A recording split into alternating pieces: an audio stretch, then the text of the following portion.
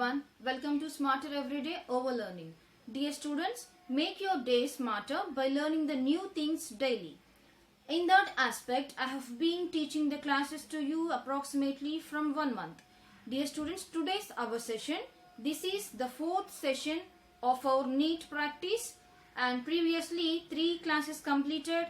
In that classes, I have taught for you some solved examples from the atomic structure which are helpful to your NEET. And students, this is the 4th class. In this class, we can conclude this topic of the conclusion of this topic, and we need to do some solved examples from the atomic structure. I'll explain to you in this class. Here also in this class also some solved examples I'll tell you, and previously 30 questions I explained to you students. Those who did not see my 3 videos, I'll give that link in the description. You can go through that. And students, you can start out today's session without doing any late. And if you see this class first time, you can subscribe to this channel for my further updates. Let's start out today's session. Question number 1 from the de Broglie wavelength. The de Broglie wavelength of a particle with mass 1 gram and the velocity 100 meter per second is. Then we need to calculate for this the wavelength of a particle. Here students, the mass has given and the velocity also has given. See, in these options which one is the right one, we can see by doing the simple calculation for this. From the de Broglie wave equation, the formula what we are having, that is lambda is equal to h by mv. This is the formula from the de Broglie wave equation. Here students, h is a Planck's constant, you know that very well.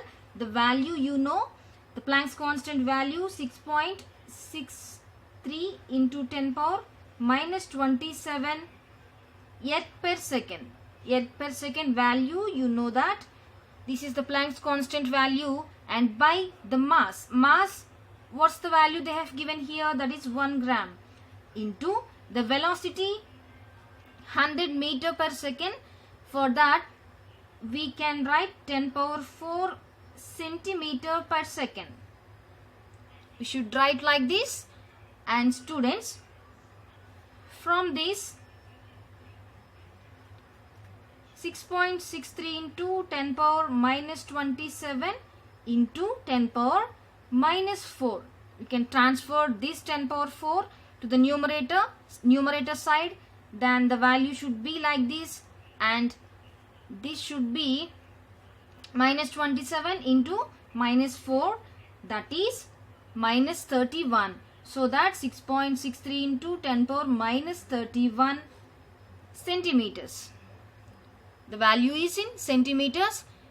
Then you need to convert this centimeter value into meters. That means the value should be 6.63 into 10 power minus 31 by 100. Why? Because 1 centimeter is equal to 1 by 100 meters, right? So that you need to do like this. Then students, for 100 you should take just like 10 square. Then it should be 63 into 10 power minus 31 into 10 power minus 2. Okay students, then the final value is 6.63 into 10 power minus 33 meters. Minus 33 meters, that is the option C. Option C, the correct answer. Okay students, and let's move to the second one. The Bohr orbit radius for the hydrogen atom n is equal to 1 is approximately 0.530 angstroms. Then the radius for the first excited state is n is equal to 2. This is the second orbit, that we can calculate in angstroms. Okay, and in these options 4.77, 1.06, 0.13, 2.12, in this, which one is the correct one? Let us see. For the nth orbit of hydrogen atom,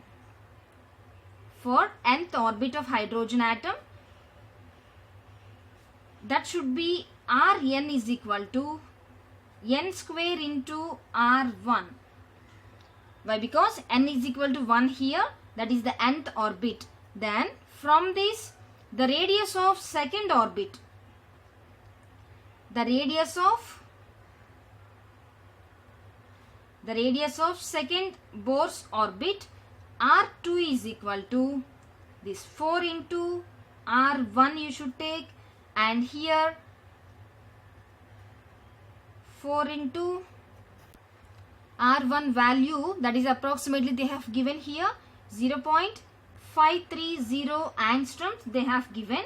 Then by doing the calculation for this, you should get the answer 2.120 angstroms. Okay students, for the first excited state, that is n is equal to 2, the orbit is 2.120 angstroms. This is the answer for this. And let's start the third question. Third question, position of the both an electron and helium atom is known within 1.0 nanometer. Further, the momentum of the electron is known within 5.0 into 10 power minus 28 kilogram meter second inverse. The minimum uncertainty in the measurement of the momentum of the helium atom is. Dear students, if you study this question clearly, you will get the answer easily. You can select the option which one is the correct one. According to the uncertainty principle, that means uncertainty principle, the product of uncertainty in the position of uncertainty in the momentum is constant for a particle. That means from the uncertainty principle we have that formula delta x into delta p is equal to h by 4 pi. This is the formula we have from uncertainty principle. And students, here delta x is 1.0 nanometer for both electron and helium. They have given in the question itself, both electron and the helium. And delta p value is also same for the both particles. Same for these both particles. Thus, uncertainty in momentum of the helium atom is also 5.0 into 10 power minus 26 kilogram meter per second inverse. What they have given in the question, that is only the answer. Then option D is the correct one, basing upon the uncertainty principle, the main formula. Let's see the next one. The ion that is isoelectronic with CO. Then options they have given here, students: Cn minus, N2 plus, and O2 minus, N2 minus. Let's do simple calculation for this. First, you need to calculate the isoelectronic species for CO. CO means carbon 6 atomic number and oxygen 8. Then students, CO has 14 electrons here. And for Cn minus, for option A also I am doing here carbon 6 plus nitrogen 7. Okay students, here minus, that means anion, so that you need to add 1 electron to this. That must be 14 electrons here. Here students, N2 plus, that means 7 into 2 minus 1. Why? Because this is cation, so that you need to do minus 1 for this. 14 minus 1, 13 electrons for this. And here O2 minus, oxygen is 8. 2 minus means plus 2 you can add, 10 electrons. For last one, N2 minus, for this nitrogen 7 into 2. Why? Because 2 nitrogen atoms are here. Then minus means you should add plus 1 for this. 14 plus 1, 15 electrons. Dear students, for this CO got here 14 electrons and Cn minus ion has got here 14 electrons. So the ion that is isoelectronic with CO, that is Cn minus.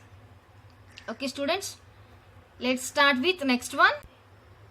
Uncertainty in the position of an electron, mass 9.1 into 10 power minus 28 grams, moving with a velocity 3 into 10 power 4 centimeter per second.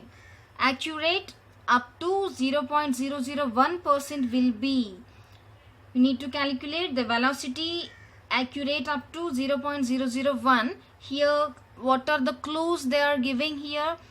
Use h by 4 pi in uncertainty expression, where h value, Planck's constant value, also they have given in erg per second. So in these four options, let us see which one is the correct one. Here the mass of the electron m is equal to 9.1 into 10 power minus 28 grams, which has given in that question itself. And students, the velocity of the electron,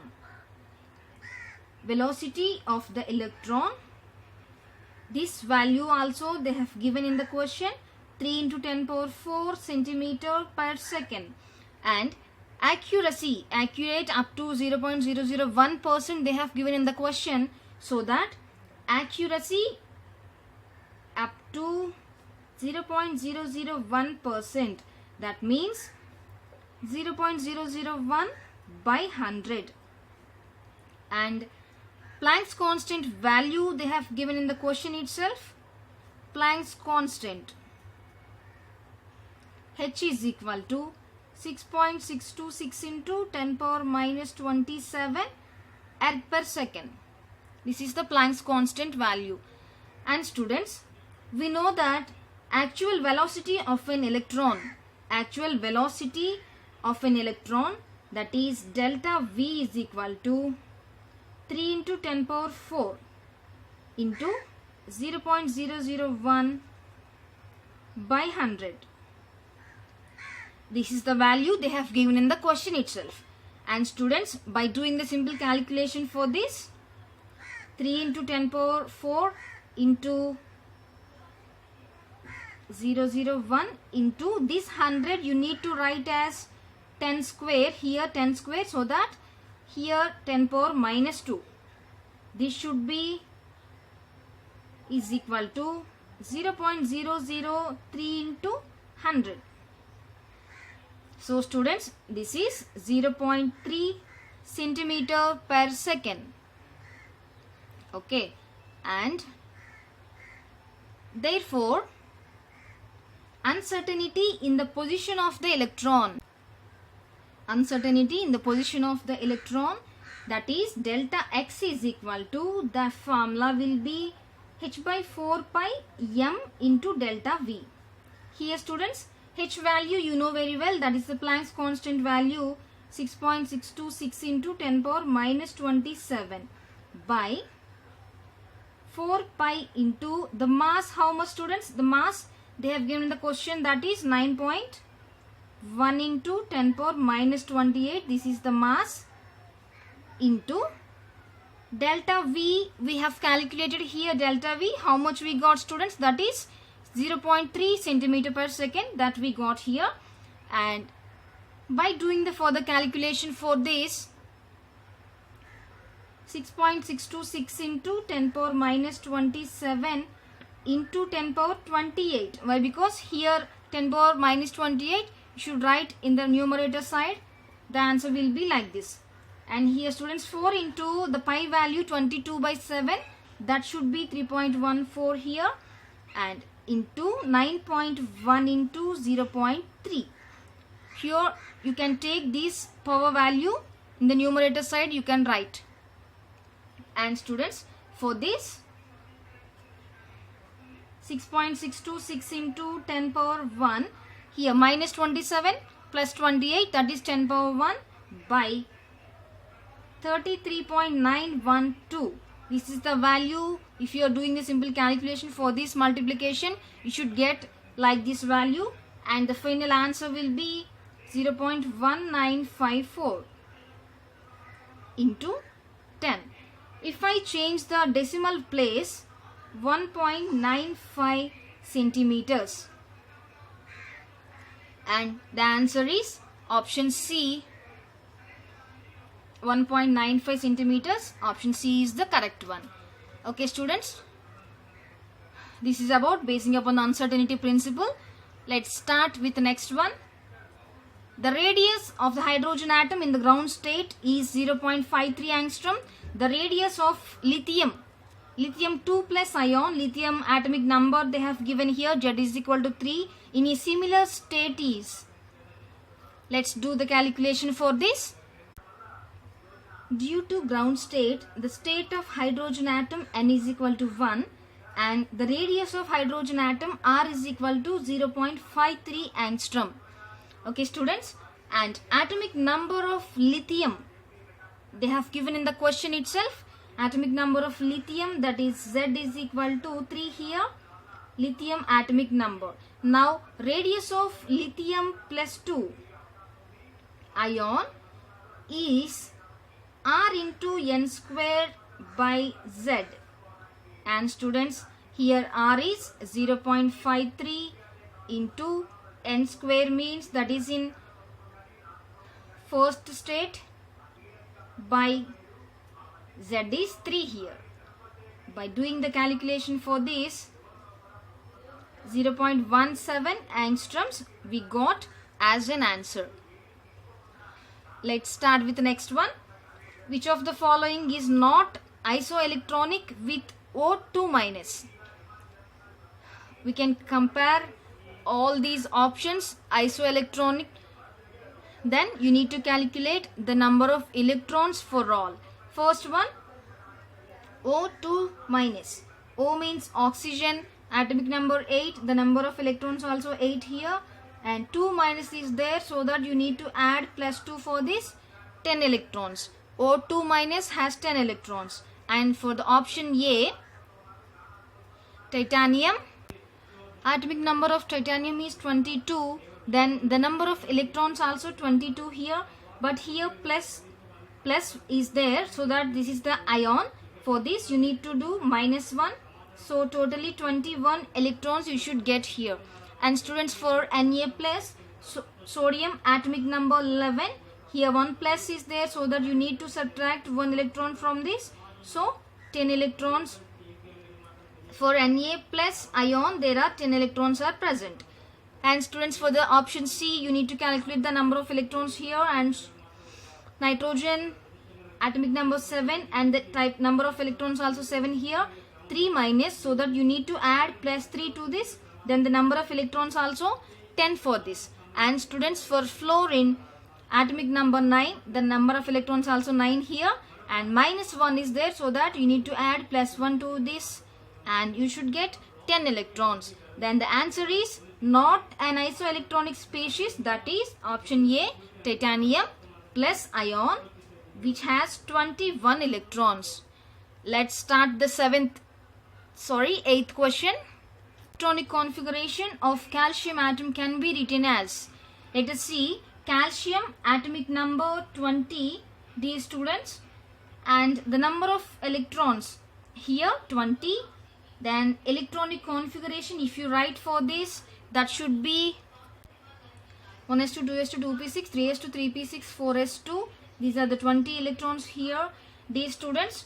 And for this electronic configuration of calcium, if you take from the noble gas configuration, why? Because the nearest noble gas from 20, that is 18, that is argon. If you take argon electronic configuration, and if you take 4s2, the electronic configuration should be Ar4s2, and option B is the correct one. And see, ninth question, students, what we are having here.